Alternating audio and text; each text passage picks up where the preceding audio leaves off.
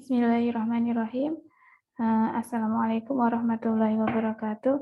Nah, untuk pada kesempatan ini saya akan menjelaskan tentang turunan tingkat tinggi. Nah, turunan tingkat tinggi ini konsepnya sebenarnya konsepnya mulai dari konsep definisi turunan, aturan pencarian turunan itu sama. Hanya ini adalah macam-macamnya turunan ya. Jadi ini turunan terus diturunkan lagi sampai turunan ke n. Nah, seperti ini. Turunan kedua dari fungsi f(x), turunan kedua dari fungsi f(x) didapatkan dengan menurunkan sekali lagi bentuk turunan pertama. Nah, maksudnya sini ya, jadi saya punya f(x), fungsinya f(x). Turunan pertamanya adalah saya dilambangkan dengan f aksen x atau sama dengan dfx per dx. Jadi ini diferensial fx diturunkan ke variabel x. Nah, untuk turunan keduanya yaitu f aksen 2x sama dengan d pangkat 2 fx per dx kuadrat. Jadi turunan kedua ini didapatkan dari turunan pertamanya fx. Nah, jadi kalau turunan kedua turunannya yaitu ini diturunkan pertama. Nah, turunan pertama diturunkan lagi ke turunan yang kedua jadinya. Turunan kedua diturunkan lagi jadinya turunan yang ketiga. Nah, tetapi di sini untuk lambang 2 ini bukan merupakan kuadrat. Misal 2 pangkat 2 sama dengan 4. Nah, seperti itu bukan. Jadi 2 di sini 3 sampai n ini adalah melambangkan atau artinya yaitu turunan kedua, turunan ketiga sampai turunan ke n. Demikian seterusnya untuk turunan ke n didapatkan dari penurunan bentuk turunan ke n-1. Maksudnya, jika disuruh mencari, tentukan turunan ke-10 dari fx gitu ya. Jadi turunan ke-10 itu adalah turunan dari turunan ke n-1. Jadi kalau 10 turunan ke-10 yaitu turunan dari turunan ke-9. N-1-nya 10 kan 9. Nah, seperti itu. Tetapi di sini kalau untuk mencari turunan, misal tadi mencari turunan ke-10, tidak bisa langsung mulai dari fx langsung ke mencari turunan ke-10. Jadi harus tahu dulu turunan pertama, kedua, ketiga, sampai ke-9, ke-10. Atau nanti bahkan bisa ada polanya kalau merupakan turunan yang ada polanya. Nah, nanti ada contohnya ya. Nah, kita ke contoh. Nah, contohnya di sini yaitu fungsinya fungsi aljabar. Fungsi aljabar biasa ya, tidak ada pembagian, tidak ada perkalian. Fx sama dengan 2x pangkat 3 min 4x pangkat 2 plus 7x min 8. Diturunkan pertama, jadinya kalau 2x pangkat 3 turunan pertamanya 6x kuadrat, min 4x kuadrat turunannya 8, min 8x, plus 7x turunannya 7. Nah, min 8 diturunkan kan jadinya 0, tidak ditulis. Nah, ini untuk turunan pertama. Sekarang mencari turunan kedua dari fx, berarti yang turunan pertama tadi diturunkan lagi. 6x kuadrat turunannya yaitu 12x, min 8x turunannya min 8. Plus 7-nya diturunkan 0. Nah, sekarang cari lagi turunan ketiga dari fx. Turunan ketiga, berarti turunan ketiga itu adalah turunan kedua ini diturunkan lagi.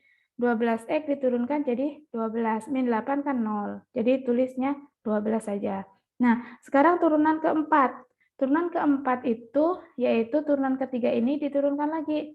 Turunan dari 12 kan 0. Nah, kalau sudah turunan keempat aja 0, nanti turunan kelima sampai turunan ke n, itu kan pasti 0. Maka disimpulkan, karena turunan dari fungsi 0 adalah 0, maka semua turunan tingkat tinggi yang lebih tinggi akan menjadi 0. Jadi sampai turunan ke n akan menjadi 0. Nah, tapi ini hanya berlaku pada turunan fungsi aljabar saja. Aljabar biasa seperti ini ya, tidak ada fungsi aljabar yang pembagian, perkalian, tidak. Bahkan kalau untuk fungsi trigonometri nanti tidak akan menjadi 0, jadi nanti beda lagi kasusnya. Nah, seperti itu ini untuk contohnya. Sekarang kita akan membahas tentang notasi turunan tingkat tinggi untuk notasinya. Nah, di sini dimisalkan saya punyanya fungsi yaitu y sama dengan fx. Nah, Di sini ada 4 macam notasi. Nah, yang pertama, kalau diturunkan pertama bisa menjadi F aksen X. Kalau seandainya fungsinya ini adalah Y, misal Y sama dengan 2X min 1, berarti turunan pertama adalah Y aksen.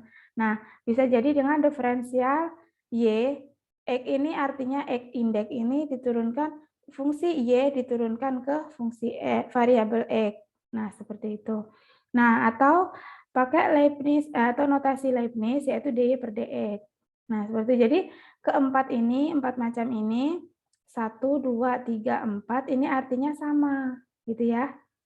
Jadi kalau ini pakai fx berarti untuk turunannya f aksen x, f aksen 2x, turunan ketiganya f aksen 3x sampai f pangkat n x. Begitu juga dengan y atau dy ataupun d pangkat n y per dx pangkat n. Jadi artinya sebenarnya sama ini. Nah, ini untuk notasinya.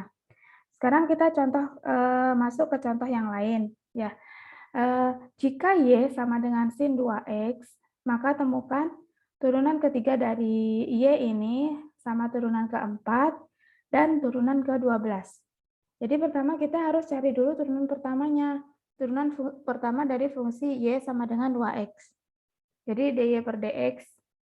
Ini turunan pertama dari sin 2x adalah 2 cos x. Turunan keduanya yaitu min 2 kuadrat sin 2x.